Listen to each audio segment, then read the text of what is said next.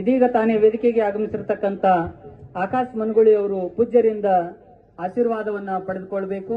ಹಾಗೂ ಶ್ರೀ ರಾಹುಲ್ ಕಲುತಿ ಅವರು ಕೂಡ ಪೂಜ್ಯರಿಂದ ಆಶೀರ್ವಾದವನ್ನ ಪಡೆದುಕೊಳ್ಬೇಕು. ಆಕಾಶ್ ಮನಗುಳಿ ಅವರು ಕೂಡ ಪೂಜ್ಯರಿಂದ ಆಶೀರ್ವಾದವನ್ನ ಪಡೆದುಕೊಳ್ಬೇಕು. ಈಗ ಹೆಸರನ್ನ ಕರೆದಿರ್ತಕ್ಕಂಥ ಎಲ್ಲ ಮಾನ್ಯರು ಪೂಜ್ಯರಿಂದ ಆಶೀರ್ವಾದವನ್ನ ಪಡೆದುಕೊಳ್ಬೇಕು.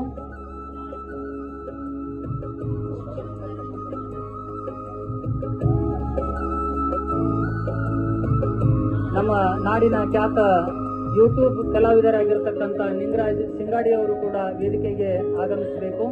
ಆಗಮಿಸಿ ಪೂಜ್ಯರಿಂದ ಆಶೀರ್ವಾದವನ್ನ ಪಡೆದುಕೊಳ್ಬೇಕು.